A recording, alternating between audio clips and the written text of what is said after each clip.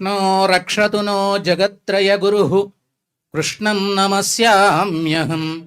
కృష్ణే నామరశత్రవో వినిహతాః కృష్ణాయ తస్మై నమః. కృష్ణాదేవ సముత్థితం జగదిదం కృష్ణస్య దాసోస్మ్యహం. జై శ్రీమన్నారాయణ.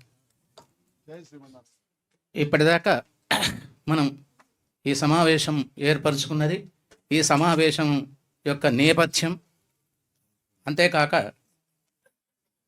నిన్న రోజు జరిగినటువంటి చరిత్రలో ఒక దుర్దినం అని చెప్పుకుంటున్నాను. నిన్న జరిగినటువంటి రోజు ఎందుకో ఈ సంఘటన నా మనసున పడినంతనే నాకేమనిపించిందంటే చరిత్రలో ఇది దుర్దినం, అత్యంత దుర్మార్గమైనటువంటి సంఘటన జరిగినటువంటి రోజుగా నేను భావిస్తున్నాను. అదేమిటి, దాని పూర్వము దాని నేపథ్యం ఏమిటో ఇప్పటిదాకా రమణమూర్తి గారు, అంటే ఆ సంఘటనకు దానికి బాధితుడైనటువంటి స్వామి రమణమూర్తి గారు దాన్ని పూసగుచ్చినట్టుగా దాని యొక్క నేపథ్యాన్ని సవివరంగా మనం ముందుంచారు. దీంట్లో ఎటువంటి సందేహము లేదు. సరే, ఆ దానికి వారికి మద్దతుగా నిన్నట జరిగినటువంటి సంఘటనకు వ్యతిరేకంగా ఇక్కడ ఉన్నటువంటి జనమంతా కూడా ఇక్కడ సమకూడారు. సరే, వీళ్ళే కాకుండా బయట నుంచి ఎంతోమంది నేటి నుంచి కాస్త చూస్తే తెలుస్తుంది ఎంతమంది తమ ఆవేదనను వెలిబుచ్చారో, ఎంతమంది తమ యొక్క ఏకీభావాన్ని సూచించారో వారికి మద్దతుగా, అదంతా కూడా గమనించవచ్చు. ఇదంతా ఏమిటి, ఇప్పుడు నేపథ్యం అంతా మనం విన్నాం. రమణమూర్తి గారు చేస్తున్నటువంటిది కొంతమందికి నచ్చలేదు. ఎందుకు నచ్చలేదు? వారెవరు అంటే వాళ్ళంతా కూడా తాము హిందూ మతానికి మేమే బాధ్యులం. హిందూ మతం అంటే మేము చెప్పిందే హిందూ మతం, మాదే, మేము దానికోసము కంకణం కట్టుకున్నటువంటి వాళ్ళం. మాకు భగవంతుడు రాసిచ్చాడు హిందూ మతానికి నువ్వే బ్రాండ్ అంబాసిడర్ అని చెప్పి. అంటే మాకు తోచిన పద్ధతిలో మేము నిర్ణయించుకొని పోని అలా అనుకున్నా పర్వాలేదు. కానీ ఆ హిందూ ధర్మంలో ఉండేటువంటి వాస్తవ మూలాలకు వ్యతిరేకంగా నువ్వు పనిచేస్తూ నాకు ఇది వచ్చిన హక్కుగా నేనే పనిచేసేటువంటి వాడిని, నాదే సరియైన సిద్ధాంతం అని చెప్పే విధంగా నువ్వు ప్రవర్తిస్తున్నావే, అది ఎంత తప్పు, ఎంత మూఢ విశ్వాసం అవుతుంది అది కదా. అసలు ధర్మం అంటే ఏమిటి నీకు తెలుసా? అటువంటి హిందూ ధర్మం యొక్క ఔన్నత్యం ఏమిటో నీకు ఇంకా తెలియదు. పరమాత్మ చెప్పినటువంటి ధర్మం అంటే, ధర్మం యొక్క స్వరూపం ఏమిటి అంటే ఒకరిని ద్వేషించడమా? వాడు ఎవడైనా కావచ్చు.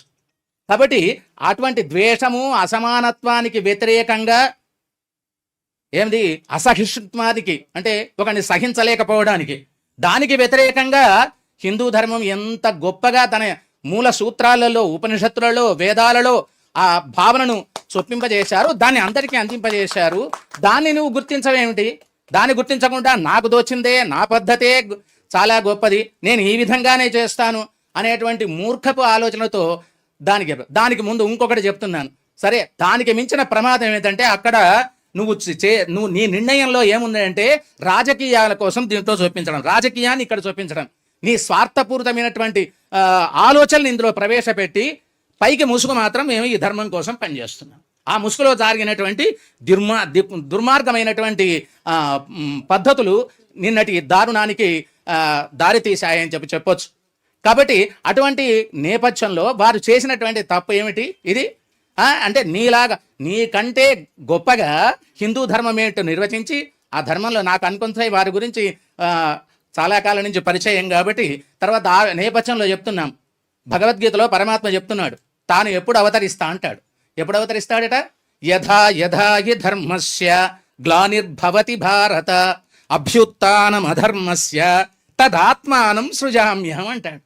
అయ్యా, ఎక్కడైతే ధర్మగ్లాని సంభవిస్తుందో, ఎప్పుడెప్పుడు యథా యథాకి ధర్మస్య గ్లానిర్భవ, ధర్మగ్లాని సంభవించినప్పుడల్లా నన్ను నేను సృజించుకుంటాను అంటాడు. అవి అలా సృజింపబడినటువంటి వారిగా, అలాగా ధర్మం యొక్క గ్లాని కలిగినప్పుడు ధర్మాన్ని రక్షించడం కోసము ఆవిర్భవించినటువంటి ఒక అవతార పురుషునిగా ఇంతకుముందు మన విజయశంకర స్వామి గారు కూడా ఈ ప్రస్తావన తెచ్చారు. అలాంటి వారిలో అంటే అనగానే వారిలో అన్ని లక్షణాలు నాకు అన్ని నచ్చాయని కాదు, నేను వారితో అన్నిట్లోనే ఏకీభవిస్తున్నాను కాదు. అవును, నా అభిప్రాయాలు నాకుండే దాంట్లో. కానీ మూల సూత్రాలతో ఈ విద్వేష రాహిత్యము, అసమానత్వము ఇవైతే ఉన్నాయో దాన్ని బేస్ చేసుకొని దానికి అంకితమై నిస్వార్థంగా, ఇంకోటి చెప్తున్నాను, ఖ్యాతి లాభ నిరపేక్షం అంటారు. అంటే ఒక కీర్తి కావాలనో, దీని గురించి నాకు ఒక పేరు ప్రతిష్టలు రావాలనో, లేదా నాకు దీనివల్ల ఆర్థిక లాభం ఏమైనా కలగాలనో అటువంటి వారు కాదు. సమస్తమైనటువంటి ఆయన సంపాదన మొత్తం కూడా పరిత్యజించాడు. తేన త్యక్తాన భుంజీత అని చెప్పినట్టుగా దానికోసం కాకుండా ఎంతోమంది వారి వ్యక్తిగతంగా కూడా ఎంతోమంది పేదవాళ్లను, కళాకారులను, ఎంతోమందిని, సురభి కళాకారులను ఎంతోమందిని ఆదుకున్నారు. ఎంతమంది వారికి ఆర్థికంగా వారిని అన్ని విధాలుగా వారికి ఉపయోగపడుతున్నారు. దాంట్లో ఏ స్వార్థం, నాకు ఇది పేరు రావాలనేటువంటి ఉద్దేశం ఆయనకి ఏ కోశాన లేదు. కాబట్టి అటువంటి ఖ్యాతి లాభ నిరపేక్షకం కూడా ధర్మాన్ని నిలబెట్టడం కోసం ఆ వాస్తవికమైనటువంటి ఆ హిందూ ధర్మాన్ని, అంటే విద్వేషరాహిత్యము, ఇంతకుముందు వారికి ప్రాణప్రదమైనటువంటి వచనాలు, అది ధర్మంలో ఉన్నదే. అది విద్వేషరాహిత్యము, ఈ అసమానత్వము, దీనికి వ్యతిరేకంగా కంకణం కట్టుకొని వారు విజయవిహారం సంస్థ స్థాపించారు, పత్రిక స్థాపించారు, లేదా జై భారత్ మూమెంటో దానికి ఉన్నటువంటి ఏదో ఇతరులందరినీ దాంట్లో వీరు అని వారికి బాధ్యతలు అప్పగించిన దానికంతటికి HEP అనేటువంటి Hindus for plurality and equality అనేటువంటి ఆ సంస్థను స్థాపించిన, మొన్న రీసెంట్గా స్థాపించినటువంటి హిందూ గోరక్షా సమితి, ఇటువంటి ఈ సంస్థలన్నీ రూపకల్పన చేసిన విధం ఆయనే దీనికి మూలకర్త, ఆయననే ప్రధాన సూత్రధారి. దీని అంతటి ఒక సదుద్దేశంతో అందరినీ కలుపుకొని మళ్ళీ ఒకటి ఇక్కడ ఇంతకుముందు చెప్పినట్టుగా హిందూ మతం అంటే నువ్వు అన్నట్టుగా ఒక్క హిందూ మతమే లేదు. హిందూ మతం కూడా మళ్ళీ చెప్పారు, హిందూ మతం కూడా ఎన్ని సంప్రదాయాలు, ఓటంటే విభిన్నమైనటువంటి వాదాలు, విభిన్నమైనటువంటి భేదాలు, తర్వాత ఇటువంటి ఉన్నటువంటి విభిన్నమైనటువంటి వీటన్నిటిలో ఏకసా సూత్రము అదేదైతే ఉన్నదో అది ప్రధానంగా తీసుకోవాలి. కానీ ఈ పైకి కనపడేటువంటి ఈ భిన్నమైనటువంటి వాదాలు, నువ్వు నేను వేరు అనేటువంటిది, నీ వాదం వేరు, నా వాదం వేరు, నీ దేవుడు వేరు, నా దేవుడు, ఇదంతా కాదు కదా. అందుకని చెప్పారు సర్వం కల్విదం బ్రహ్మ. భగవద్గీతలో చెప్తారు, ఏం చెప్తాడు, వాసుదేవ సర్వమితి సమహాత్మ సుదుర్లభ. ఈ సమస్తమైనటువంటి ఎట్లయితే ఈశావాస్యం ఇదం జగత్ అన్నట్టుగా ఈ సమస్త జగత్తంతా కూడా వాసుదేవమయం. కాబట్టి అటువంటి ఆ వాసుదేవ దర్శనం చేసినటువంటి వాడయ్యా మహానుభావుడు. మరి నువ్వెక్కడ మహానుభావుడు? నేను చూసిందే నేను ఇదే కాదు కదా. కాబట్టి ఇటువంటి ఈ అఖిలమైనటువంటి తర్వాత బ్రహ్మ భావన, సమత్వ భావన, సమదర్శిత్వం ఇవైతే ఉన్నాయో దాన్ని పక్కకు పెట్టి నువ్వు బెడదాళ్ళు పట్టుతుంటే దాన్నే ఆధారంగా జీవిస్తున్నటువంటి వారు వారి కృషి వారు చేస్తూ ఎటువంటి ఖ్యాతి, ఎటువంటి లాభము ఆశించకుండా దాన్ని ప్రవృద్ధం చేయాలని దానికోసం పరితపిస్తున్నటువంటి పరమసాధు. నాకు ఒకటి అనిపిస్తుంది, పరమ భాగవత హృదయం, శృతిమెత్తని హృదయం, ఎవరిని నొప్పించనోటి. అందుకోసమే జ్ఞానికి శబ్దం చెప్తూ అంటాడు పరమాత్మ, జ్ఞానీత్వాత్మైమ మేమతం.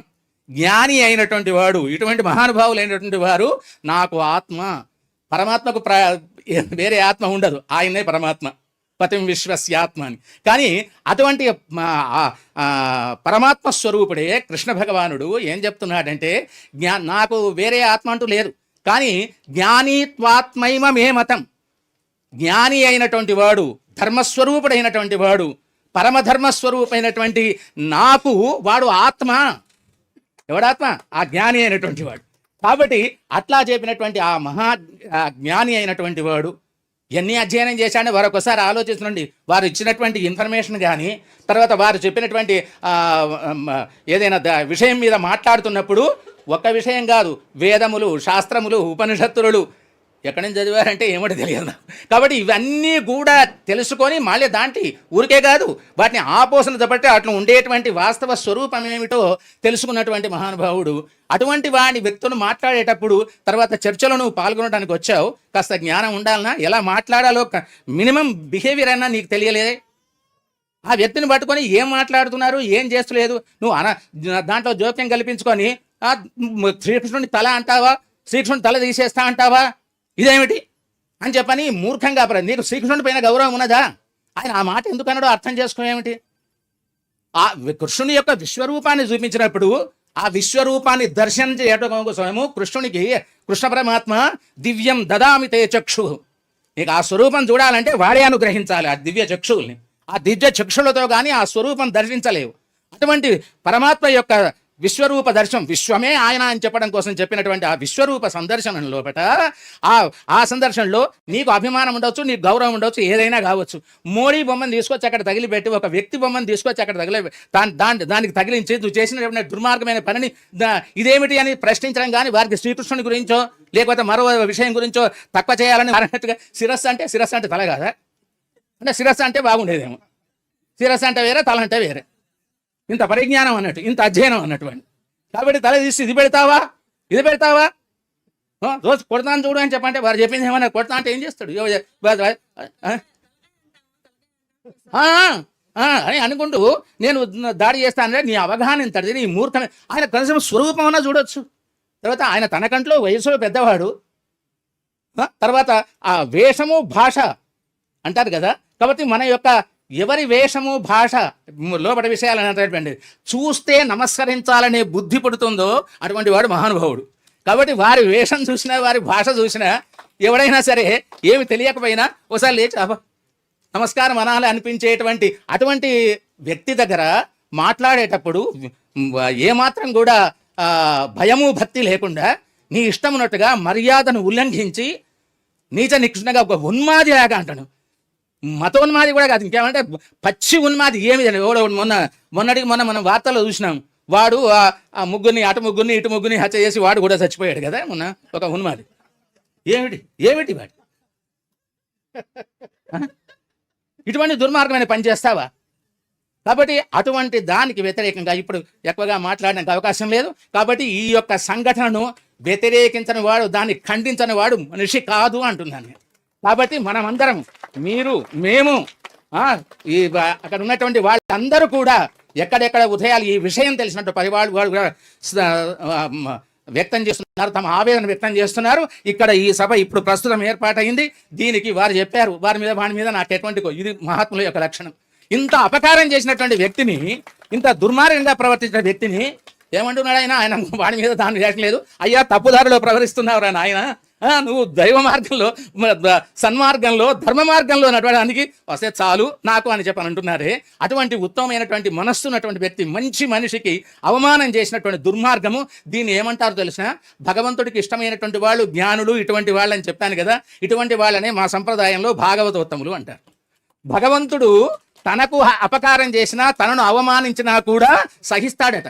భగవంతుడు వాడు ఎవడో భగవంతుడు తిట్టాడు, లేడన్నాడు, ఉన్నాడు అన్నాడు, ఏమో అన్నాడు, వాడిని పట్టించుకోడట. వాడిని అదేవిధంగా ఎవరైతే తన జ్ఞానులైనటువంటి వారు, భక్తులైనటువంటి వారు తన వారిని అపకారం చేస్తాడో దాన్ని ఏమంటారంటే, దాన్ని మాత్రం ఎంత మాత్రము సహించడట. దాన్ని అసహ్యాపచారము అంటారు. అసహ్యాపచారం అంటే సహించనటువంటి, తను కూడా క్షమించనటువంటి అటువంటి అసహ్యాపచారం చేసినటువంటి మహా దుర్మార్గుడు నేను చెప్పినటువంటి మనిషి. అటువంటి అసహ్యాపారం భగవంతుడు కూడా క్షమించినటువంటి వాడిని వారు క్షమిస్తున్నారు ఇక్కడ.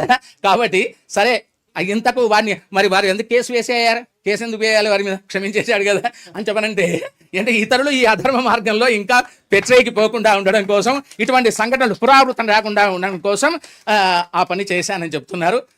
ఇదంతా ఫలించాలి. ఇటువంటి దుర్మార్గులు, ఉన్మాదుల యొక్క పిచ్చి చర్యలు మానుకోవాలి, ధర్మ మార్గంలో పయనించాలి. మనం ఎదుటి వాడి అభిప్రాయం, ఎదుటి వ్యక్తిగా అందులో ఉండేటువంటి పరమాత్మను గుర్తించాలి. సర్వం విష్ణుమయం జగత్ అనేటువంటి సర్వంలో ఉండేటువంటి ఆ విష్ణువును గుర్తించాలి, వారి యొక్క మిగతా విషయాలు కాదు. అది గుర్తించకుండా ఇట్లా పెట్టిపోవడం, అసహన వెల్లుబుచ్చడం, ఇటువంటి దుర్మార్గం చేయడం, పాల్పడడం మంచిది కాదు. నాకు ఎంతో వేదన కలిగింది ఆ సంఘటన జరగగానే. సరే, ఈరోజు మనమందరం, మీ అందరితో పాటుగా మనందరము వారికి అండగా నిలబడదాం, ఇటువంటి సంఘటనలు రాకుండా చూద్దాం. జై శ్రీమన్నారాయణ.